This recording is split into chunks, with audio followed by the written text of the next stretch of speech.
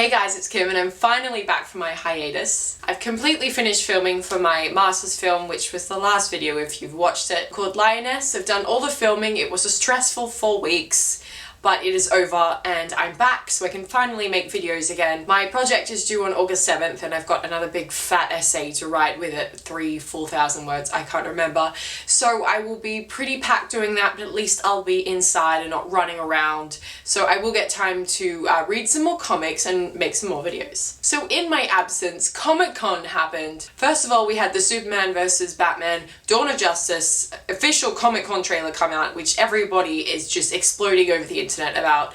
I'm going to talk about that in this video, and another video I'm going to talk about the Suicide Squad as well. So this video I want to focus on the Superman vs. Batman trailer, which in my opinion was awesome. I think everyone's been having their doubts about this movie, but from what I saw in the trailer, I'm just so excited to see this movie. I feel like we don't know where it's gonna go. There's just so many different roads and paths it can take because it's introduced so many characters into this this one movie and this one storyline. We know the Justice League is coming, so all of these have to weave eventually into a Justice League storyline, but it's just, I think it's fun to just see the prequel to the Justice League happen. My god, where to even start, I don't know. I think a good place to start is probably talking about the Superman and Batman dynamic that we're seeing in this trailer. So obviously we know this is a Superman versus Batman movie, so half, possibly 3/4 of this movie, we're just going to see them kicking each other's asses and seen as enemies. So I think it was kind of obvious at the beginning that they weren't going to introduce any big villains into this movie. Though we can see from the trailer that Lex Luthor is going to play probably a big role in being the villain,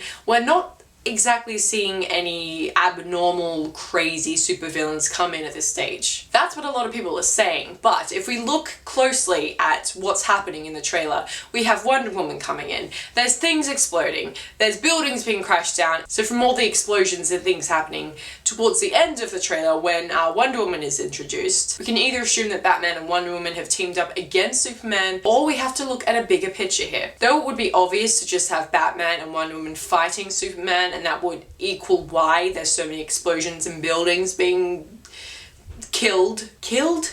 Destroyed. Destroyed is the word I'm looking for. So because of that, I don't think we can ultimately rule out another big supervillain coming into this storyline. We know for sure that Superman and Batman are going to make up and form the Justice League, but we don't know when it's going to happen. Will it happen at the end of this movie? Will it happen at the beginning of the Justice League movie? They have left it quite vague. So of course all the wild fan theories are just going to run amok on the internet. So many people are talking about Doomsday coming in, and though that seems like a really cool idea, I just don't know if they'll do it at this stage. Doomsday is such a big villain to put in the film, and though it may seem quite smart to mask the idea that he could be in this film, it's something that you could really exploit a bit more, so I'm not sure if DC went down this route and they're actually going to bring Doomsday into this film, though we do see so many extreme crazy explosions at the end with Wonder Woman and Superman and Batman all fighting.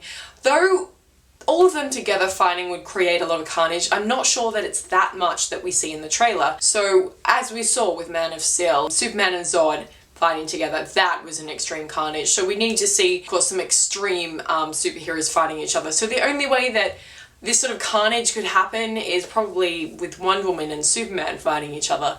But then again, Batman has so much random stuff we don't know about that in this universe, so he can hold his own, so it's very difficult to make an assumption on exactly what's happening at the end of the movie. Another really interesting thing I want to start talking about was Lex Luthor in this trailer. It was very obvious that he was wearing a wig, so I think a lot of people are talking about in this movie that the character of Lex Luthor is actually wearing a wig, so that would make more sense. He still has that Ready Albany look to it, so they're actually still following the physical ideas of his character in the comics. So what would be really cool to see this movie is him getting de-rigged.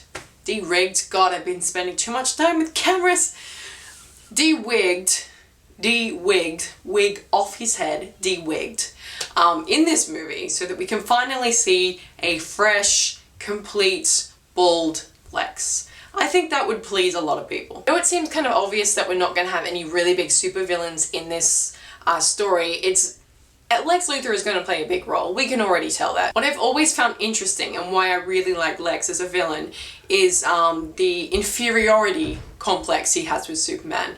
Lex is this you know, a billionaire. He has so many resources and everything at the touch of his fingertips, but I think he never really feels challenged in his life. So of course when Superman comes in, he takes this as his ultimate challenge. He needs to better him. He needs to beat him. So the jealousy comes out, and that's what I really like about the Superman and the Lex Luthor dynamic. And I really want to see this happening in this film.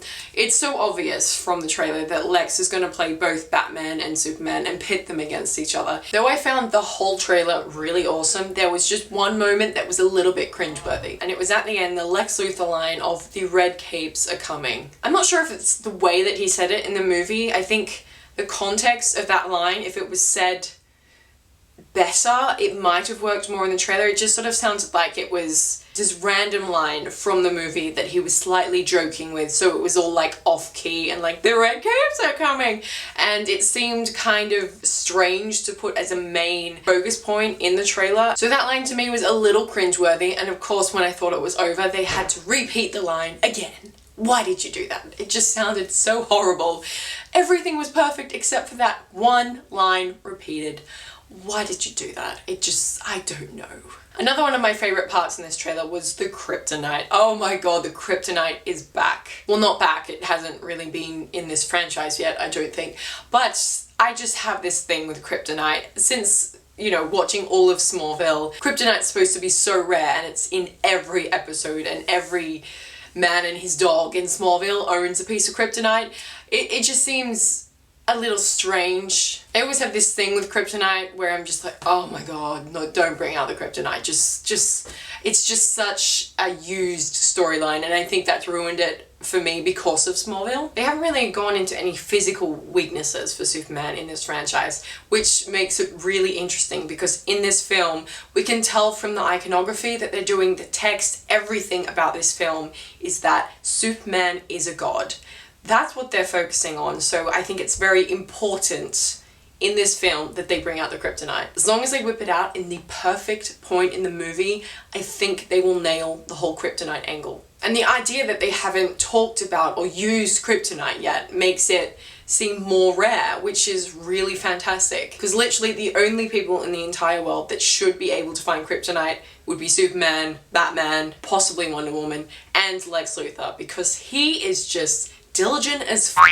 He will find anything he wants. He is a billionaire. He's just got so much time, so much money, so many resources. So I think it's very logical that Lex Luthor would have the kryptonite. What is interesting about this is how he knows what kryptonite is and how it will affect Superman. I just hope they don't go down that road where one of his scientists have found some sort of green rock and they're all like experimenting, wondering what it is. It would be so much more interesting if he'd done his research and maybe teamed up with Batman in order to find kryptonite. But then again, it's not something that's ever been tested on Superman before, so it's not something they would be aware of as one of his weaknesses. The last character I want to talk about is Wonder Woman. Oh my god. Again, I had so many doubts about Gal Gadot. I thought, she's just this thin, beautiful model. Can she actually do what Wonder Woman will do? We don't know. But this trailer, holy crap, she kicked ass. She looked amazing. Wow. I'm really excited to see how she's going to be played into this film. And I'm really excited for her solo movie and how she is portrayed in the Justice League. But what is interesting is she's the only character that was seen in this whole trailer that didn't speak. She had no lines. I wonder if that's the same with the film. That will be interesting. And I think the emergence of her character has got so much to do with what we're seeing in this trailer with Superman in the Chamber of Commerce or the government, whatever you want to call it. It seems kind of obvious that they're going to go down the whole superhero register, in which is what they've done so many times in the comics and some TV shows. I think it's such an interesting plot point to go down because there's so many different ways that you can stretch out the morals in what's happening, because obviously the government want to feel safe. They want to know all the superheroes, all the powers they have, so that they're able to control people. But in that way, the superheroes have to give over a part of themselves. They literally have to give leverage to someone, to the government, who they just, it is like a being to them. It's not an actual person. They have to give away a piece of themselves to this thing, this you know, organization that they just have no idea what's going to happen with it, because there's so many people in the government that have so many different ideas about how things should work. I think it's a very touchy plot point to move into, which makes it so awesome that they look like they're going to go down this road. And I think this is a big reason of why Wonder Woman's coming into the film, from seeing all the carnage and crazy stuff and how Superman's now emerged into the media of the world from the Man of Steel and all the crap that happened in that. It's obviously caught Wonder Woman's eye, and I think she's come out of hiding. It seems that she is already an established, I wouldn't say an established superhero, but probably an established person in trying to figure out how her powers work in society and how to keep them sort of low key. So I think it'll be interesting to see like what she's been doing this whole time, if they actually go into a little bit of her backstory, or if we're just going to have a basic plot about why she's there.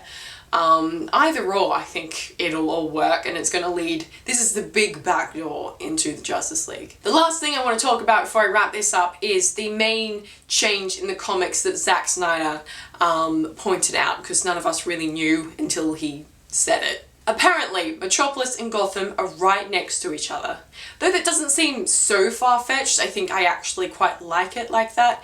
Because in the comics, there's so many things about how, you know, Batman or other characters are quickly running to Metropolis and they're there almost instantly. It just doesn't make sense. But in this cinematic world, Gotham and Metropolis are separated by like a bay or like a, you know, a canal of water, something like that. You can literally stand in Gotham and see Metropolis. I think that's what they're going for, which to me is just so much more logical to have. I mean, it should be like that in the comics, in my opinion, that Batman only has to drive over a bridge to get into Metropolis rather than take a plane or a helicopter or a bat warper. I don't know. So to wrap this up, the trailer was amazing. I'm so excited for it. So much more excited than I was for Man of Steel, even though this is focusing a bit more on Batman rather than Superman. I think with all the emergence of these characters, it's just going to be awesome, and I think everyone is so excited for it. But that was my feedback on the Batman vs Superman Dawn of Justice Comic-Con trailer. I hope you enjoyed watching, and as always, I want to hear what you guys think. What did you think of the trailer? What was your favourite part? Tell me, and I will see you very soon. Bye-bye.